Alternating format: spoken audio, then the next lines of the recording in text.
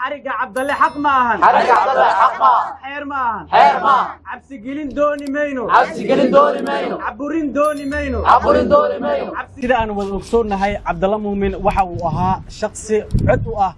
warbaahinta iyo sidoo kale suxufiyiinta Soomaaliyeed ee masaakiinta ah beegsiga Cabdalla Muumin waa mid aan ku dhisnayn tiirar sharci ah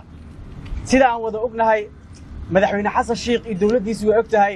shalay waxaan banaanka u taagneen oo aan dagaal kula jirnay dawladdii uu hogaaminayay Maxamed Cabdullaahi Farmaajo sababta aan kula dagaalamayna waxay ahayd beegsiga xariga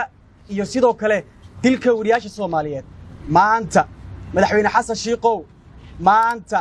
waxaad ogaataa madaxweyne Xasan Sheikhow shalay Farmaajo ka diidnay in la aamusiyo suxufiyiinta waxaad ogaataa madaxweyne Xasan Sheikhow shalay Farmaajo ka diidnay in la cabsi geliyo xariga Cabdalla Muumin waxa uu tusaale u yahay beegsiga cusub ay dawladdaada bilowday xariga Cabdalla Muumin waxa uu tusaale u yahay in qof kasta oo wariye ah oo Muqdisho ku nool wadadaas inay sugayso madaxweyne Xasan Sheikhow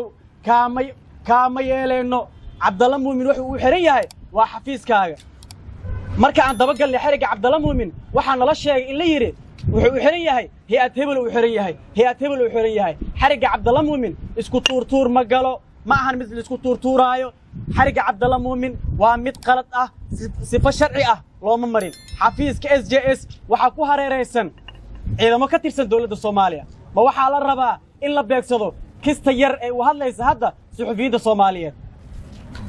Cabdalla Muumin waxa uu ku suntanaa difaaca xurriyadda saxaafadda iyo sidoo kale xaqqa wariyaashan masaakiinta ah waxa lagu haysta waxay tahay maxaa uga hadashay suxufiyiinta Soomaaliyeed waxa lagu haysta waxay tahay maxaad u difaacaysaa suxufiyiinta Soomaaliyeed haddii Cabdalla uu xiran yahay mabda ay aragtidii shalay uu aaminsanaa ma baaba'ayso shaqadii uu hayayna ma baaba'ayso waa joognaa shaqadana way soconaysaa waa maasantii